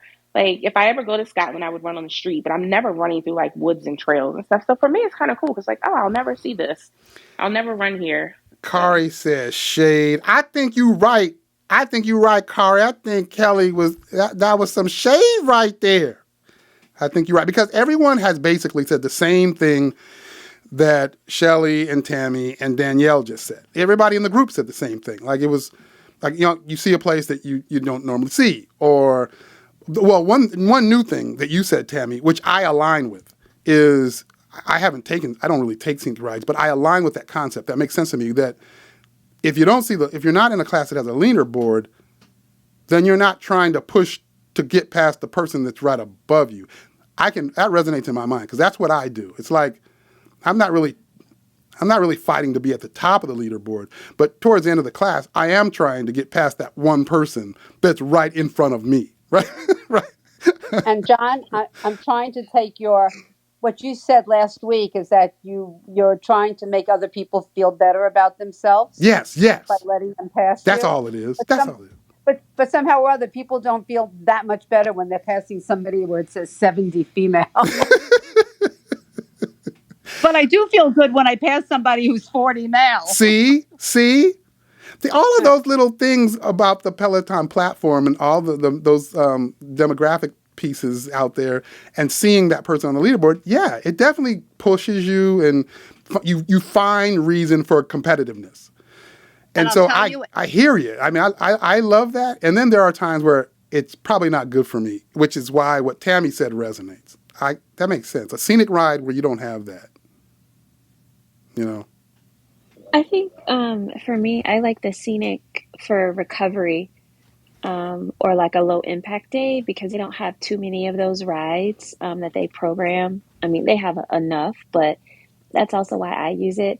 I just think I don't identify with Kelly Ripa a whole lot. I just think she was just being a slick at the mouth. It was just hate. It was shade. There was some shade. I think you're right. I think you guys are right. That was hate. I mean, listen, scenic runs are perfect for when you're reading your book and listening to your music. It's the way to go. It's the way to get a Here run she go done. again, reading your book. Here she go. Okay. Something special over here. I ain't. Super talent. Okay. I ain't trying to read no book, running or riding. I have all kinds of issues. You know what's going to happen? Somebody's going to try to read a book and get hurt. And then there's going to be all these disclaimers that you're going to have to click through the next time you want to use your tread about warning you about reading and running. Listen, people should be aware of their own capability. If we see a don't read a book while on the tread disclaimer all of a sudden pop up on the Peloton tread, Danielle, that's going to be on the agenda the following week. We going Yeah, because what do they say? Look around for small pets or children or anyone who should not be here. And also, please do not be reading a book while we take class today. If that we're going to blame you, Danielle, even if it ain't you, if that happens. That's going to be I would 100% get injured. I would either roll an ankle, I would fall off the back. Right. Yep. 100%. Yeah, I wouldn't be able to do all that. But yeah, now I'm all hoping and praying that we see that disclaimer so that we can throw that on the agenda to talk to them. Okay, that'll be fun. All right. Well, I guess I might as well do this last one. Wait a minute. I guess there's two more. Help me out, y'all. Who is Daft Punk?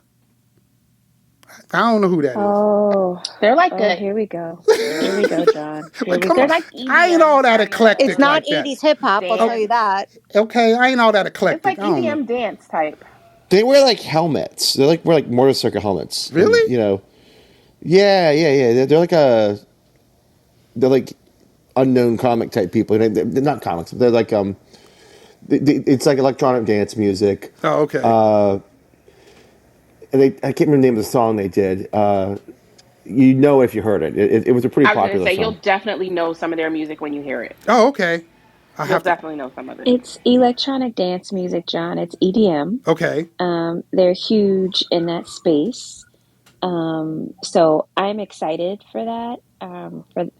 They're a pair of musicians that have just been around. They're legendary in that space. So maybe try it. Expand beyond Run DMC. Dang. Maybe. I got to expand outside of Run DMC and Houdini in them? Dang. Okay. I'll try it, I guess. At minimum, I'll look them up on Spotify and play some of the music so I can figure out. Just watch it from your couch with your chips. Okay. That was how that was going to go anyway. But okay. Who all is teaching the class? I didn't look at the full schedule. I just saw Ben. I didn't see anybody else. I saw Robin. I think Robin. Yeah, Robin, Ben. There's a Flo as well. Olivia, and I thought isn't Adrian teaching a row? There's a row. There's a few different formats. So it means I'm not taking a class. But everybody out well, yes, go run with the cows. I can walk out my front door and go run with the cows. I know, yeah. I don't think any of your faves are teaching except for if you wanted to do the core with Robin. I'm like looking through the chat. Everybody knows who Daft Punk is, or is that the name? Daft Punk? Yeah, everybody knows who they are. Have I been in a time warp? That's what happens when you have John. That's what it is, huh? Oh, the same thing with David Guetta. Yeah, you're right. The same you thing. will definitely know that song, John. What did she call? One more time. Oh yeah, I know that song. I never knew who I couldn't was think of it. That was Ariel. Oh yeah. She that for us. Oh yeah, I know that song. Know that one. I know that one. Okay, see, I know Daft Punk then, I guess. If you could say that. Okay, see, I think I'm going to put the blame on satellite radio. Satellite radio killed all this. Now I can just go put it on a station that all they play is 80s hip hop or 80s R&B. And then I don't never hear anything new ever again. This is the symptomatic of satellite radio. You know, John, you said the same rationale when the David Guetta artist series, and you're like, who is that? I have no idea who this man is. Right. And it was the same rationale of Sirius Radio. It's them. I blame them. But you know what you could do? You could just take one of these artist series classes Oh Lord. and expand your palette again. Oh Lord. Or you could watch one. Oh yeah, right. Yeah, and you know Yeah, what? Okay. you'd know the Get Lucky song too. I think that's a popular one, and they've been around since '93. I just was looking that up. It's That's interesting. what Sheldon, someone if else. I sing, you have to sing. Uh-oh. I'm actually a really good singer. I really am. But I'll take you up on that, Danielle. He's a musician. Yeah, that's right. That's right. Oh, go ahead Yeah. and sing I it then, did because he I don't know know he that didn't tell song. you guys that. That's right. No, he's keeping that secret. Let's go, Sheldon. Let's hear it. All Look it right. up on iTunes. You can find me on iTunes. See, there you go. I am going to go look for you. There you go. Now someone else in here said that they broke up. And so then I was like, what? What? It got me thinking, oh, they must have been around a long time. So now you're saying 93, then oh yeah, I guess that makes sense. Wow. Okay. I'm going to have to like broaden my, my musical, intellect here. I'm going to have I'm getting stuck. I'm getting stuck. Okay, John, I'm gonna hold you to that because then in another 6 months, when we get another artist series, and you'll be like, "Who is that?" I'm gonna say, "Okay, we right back We here." right back here again, John. We right back here. All right, but I'm gonna at minimum I'm gonna check because I know two of them songs, so I kind of guess I know Daft Punk. So yeah, that one I guess I'm okay with. People were hyped though. People were real excited about this one, which made me think I'm in a time warp. They were all excited. So all right, well the other thing that's coming now is the Peloton Top 50 Countdown class, right? When is Oh, that? I love it. I'm obsessed every day. Yeah, Same. Oh my God, I can't wait for Yep. tomorrow to drop. yeah. People I are. I know. looked It's at like the I'm playlist. actually excited. The playlists I have been great. They're no, all they over the haven't. place. I looked at the one from Well, today, you're and I'm like, who the picky. hell picked this? How did this song make it in the 20 to 11? Is that what we're on today? 20 to 11? Yeah, 20. I was like, how? How did this get here? Well, I What? don't know, Wait a minute. but They're broken it's up all into. over. I mean, You so said. they take the classes that were hearted the most and played the most, and they rank them from 50 down to 1. And every day at noon, a different class drops with the next 10. Like counting backwards from 50 to 1. So today the classes from 11 to 20 dropped, I think. Yeah. Oh, gotcha, gotcha. Okay. Yeah, but today's was the most random. My favorite so I far didn't do has been today's. I the, did oh, I'm a day okay. behind, Okay, the but it's okay. 50 to 41, that set was like really, really good. Which ones? I the 50 to 41, the first one Okay. they released like two Yeah, you would days. like Camila's run, Danielle. Yeah, you would like that one. That one's a good set. I took I think the one in the 30s with Kindle, and there was just one song in there that was a bit random, but it's a combination of what we hearted, and then also how many times the instructors played the songs. But yeah, Emma's core was really good too. So gonna just kind of make my way through all of them. They're really good. Wow. Yeah. This is. Same. I wasn't sure how people were going to take to this concept. I mean, it made sense to me since Peloton is so enthralled in music, and they've got the licensing agreements, and they're like a station in and of themselves. I guess this is where people are getting music to have a top something countdown. That all aligned in my mind, but I didn't know how the community was going to take it. But it sounds like everybody loves it, right?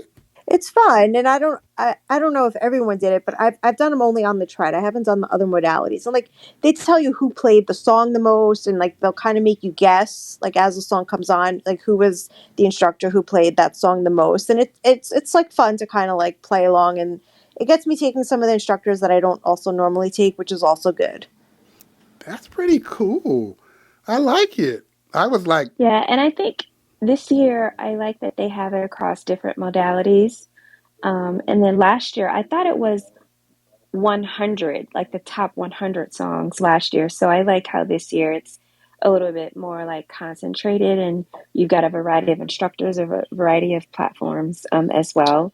But oh I yeah, thought it I've was been the looking same way forward to last every day. year. Was it the same? I thought it I was think so. I don't think 100. they had yoga maybe, but I definitely feel like they had more than one modality.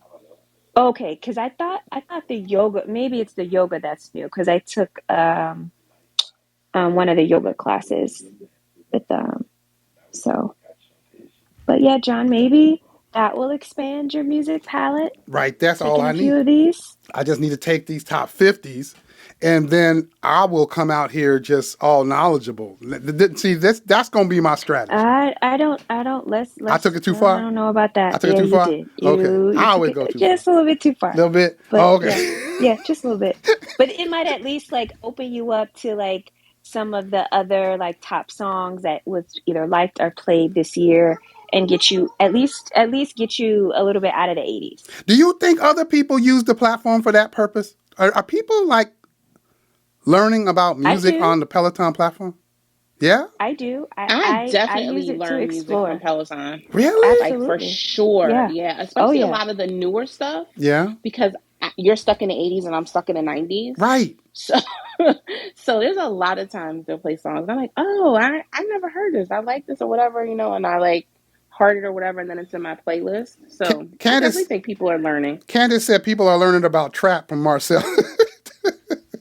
That's funny. Well, that's interesting. Yeah, I mean, like Jess King had her EDM, EDU series. Marcel does her like, sample, things. right. Dennis with his like Fresh Friday. So I use it as an opportunity to explore music as well as different instructors. So I do. That's interesting. I have heard some things that did in the past on like early Emma classes and early, well, for them early was probably 2017 18 when they got here, but early Emma and early Dennis classes, I remember when they came in early, they played some music that was in the genre I was interested in the era I was interested in that I wasn't familiar with. And so I've learned things like that from those two. But I don't know that I've ever looked at any of the other instructors or the platform in general from a perspective of I'm listening and I'm learning about new music. Yes. Okay. So example, the only Rufus I knew was Rufus and Shaka Khan. And then Jess King introduced us to Rufus Du Sol. She had a whole ride during AFO, and I got into all the EDM music, like that. I knew about these other artists, but I think it allows you to go down these, holes and avenues and crevices and starting to learn different music, different genres, and expanding which then your mind can go to different places and you make these connections with others throughout the community. Right, Black Coffee was another one, Carey. So, and yes, the All for One music is good for that. So I think that it's really combining, to me, fitness and music, and it's getting you out of your typical norms. I've always And I saw. would just say, Go ahead, uh, Daniel. Go ahead. I was just going to say, I would just say if you want to learn music from old to new, Dennis is the best. His Right. Fresh Fridays, where he blends from an old song to a new song or from a new song to an old song, those are incredible because you hear a song all the time and you never realize that this new song sampled this old song, from like the 60s or whatever, and you hear it. And as he's playing it, you're like, oh shit, I know what that is.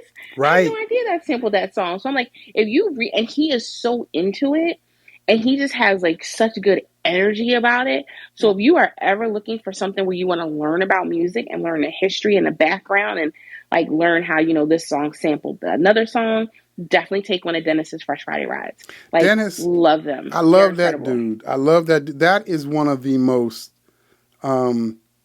You get what you see. People I've ever met. Like right. It's like it's no pretentiousness. He is who you think he is. Whenever I've ever spoken with him, kind and incredibly thoughtful and eclectic. Right? I love that dude. Dennis is the bomb. So yeah, I've always liked his stuff. This is interesting to me because I've never thought. I know they talk about music and fitness and they go together and it's helpful. It helps you with your workout and yada yada in the platform. And music. I agree with that, but I used the music aspect of it just to allow me to get through the physical exertion. I wasn't trying to really learn anything. That was not one of my goals with the platform. It was just put some music on that I like so that I can get through this exertion. So it's interesting to me to hear you guys say that some people are out here and they're there for that too, but also they are seeing value in I'm learning about music. And it makes me wonder how pervasive that is. Like how many people are like me and or versus how many people are out there thinking like what Courtney said. Like John? Yeah. I'm older than most of the people, so I wasn't really into hip hop, and I was always a Jen Sherman because she plays more of my music, and Dennis. And I've learned a lot about hip hop. And, when I'm, out with friends and I go, oh, that's, this person or that person, they go, how do you know that? And I go, the Peloton. Wow. Yeah. And it's like so, because I would never really listen, aside from some of the older, hip hops like Drake and, Run DMC and Snoop Dogg. I would never know any of the new You did things. not just put Drake and Run DMC in the same sentence. No, I know. That's like blasphemy. She's Trying to learning. kick her off the Learning. stage. She's learning. She's I'm learning. learning, Okay. but I'm saying, That's what I'm saying. but I would never know, Bad Bunny or any of those people, and it's like, because that wouldn't be music that would play on, on my Apple Music and stuff. And I like that I know that. That is some interesting. So I'm just now. It's going to be processing in my mind now. Like I'm just really interested in how pervasive it is that people see value in that. Yeah. And then also the other, I've also learned from some of the artist series that were more like UK based as well. Like Stormzy, like the grime or the rap artist, in the UK. Like I knew of him, but I wasn't really listening to his music. Right. So I think it's, also, more global as well than just kind of what we know here. Erica says in the chat, OMG, John does that all the time. We can't even listen to a song without him telling us it was a remake. That is true. That is true. Jasmine told me the other day after I did that, she was like, look, Dad, you just sounding real old now. Listen, don't be telling me. Then you'll just have to text them to me, John, because I love hearing that. Because I'm like, I don't realize it. You know what I mean? Like I listen to it and I won't know it. Right. And then as soon as Dennis says, I'm like, oh shit. Right. Well, so anytime you hear one, you can just text me and then I'll just play the two songs back to back. I'm nostalgic in general. That's just kind of how I roll in general through life. It's like very nostalgic based. So when I hear stuff that has a sample or a remake from something, from my childhood or something my parents played or something like that, then I'm interested in hearing that now. Now I'm like, I'm thinking back. It's like music to me it's time periods. It's like a time machine. So it takes me back. So that's why I tend to do that kind of stuff. But yeah. You should try the Jen Sherman cover to cover rides. Those are really good. Oh yeah, I've done those. Yeah, those are fun because she does she plays the cover and talks about the original. Yeah, I love that. Music is a time period. It's a year to me, which is why a lot of times music takes me to a year. Or if you mention a year, I think of music of that year. Like that's how it relates in my mind. And Sam Yo has great music on his rides. Oh my gosh, yeah. Yes. Yeah. I'm just always impressed with how the samples sample but yet make it their own. Yeah. Yeah, I love that. To me, that's just impressive from a musical standpoint of you took this song from someone from the 60s and you borrowed parts of it, but you made it entirely your own. Right. While still using their sample. That's just impressive to me. I love all that stuff. But yeah, you guys got me interested now. That's and the concept of using the platform to expand your perspective and your knowledge of music. I didn't know there were that many people out there that did that. That's Wow. If Peloton, if there are more people that are doing that, they're out, because again, I'm out there to just use the music to help me get through the exertion. But if there are more people that are more broadly kind of using the music, I guess that would explain why Peloton is doubling down on how they're using music. But I just didn't know it was that broad. That's interesting. I just want to point out that Rich just said he's going to try Dennis now. Last week I had Jess Minardi trying Jen Sherman, who she loved the ride. She loved that. Oh, she loved that Jen Sherman class. Yeah. That was she a good ride it. you sent her. If it was that hip hop one, that was great. It was the one I sent her. Yeah, I sent her two to choose from that I really, really enjoyed from Jen, and she took the hip hop one and she loved it. So I'm like, listen, Peloton, I'm helping you out here. Y'all could send me a rower for free. Okay. I just think that the instructors at this point should just chip in and buy me a rower because I'm clearly helping all of you. Exactly. That's what they need to do. But yeah, Jess Minardi loved that class. She posted about it. I saw her story about it. Oh yeah, she loved that. I figured she would. I don't know what class you sent her, but figured once she took one of them that she would like it. Well, I told her, she was like, I'm like, I'll send you one. I'm like, I never ever steer you wrong. Like, I pick really good classes. They might be hard, but they're good. Right. So I'm like, I'll send you a couple to pick from, and she picked the hip hop one. So she got her butt kicked. The sing-along ones are fun. No, that's not real. I knew she wouldn't really enjoy those. Okay. I sent her something I knew she would really like, and she would get her butt handed to her, and she did. Mm-hmm. She was sweating. She was tired. She was hard breathing and everything. Just wait till the football ones start. Mm-hmm. Those are tough. Yeah, they're a little long to start with someone that you don't necessarily ride with. So I definitely wouldn't have sent her a 60-minute ride with someone she's never taken before. Yeah. So. No, but her rides are great. All right, then, y'all. I'm going to let you guys go. This was fun. It's always a pleasure to talk to you guys. I always enjoy these conversations. I think, I don't know if I think we're good for next week. Well, I'll check it out. I think we're good for next week. If not, I'll let you guys know. Happy New Year. But yeah, if I don't talk to you guys or if I don't see you guys on the leaderboard, Happy New Year. And again, always remember, if you high five me and it takes a second for me to get back, I'm trying to get off the couch. It's going to take me a second. I'm coming to give the high five. You know what I mean? I can't with you, John. I literally cannot. I'm putting the chips down. I'm coming. Just give me a second. I'm coming. But anyway, yeah, Happy New Year. No one yells at you about eating chips, but Allie yelled at me about baking cookies. This is not fair. That's funny. All right. Well, Happy New Year, everybody. I hope you guys have an amazing 2023. And I'll catch you guys back here next week. All right.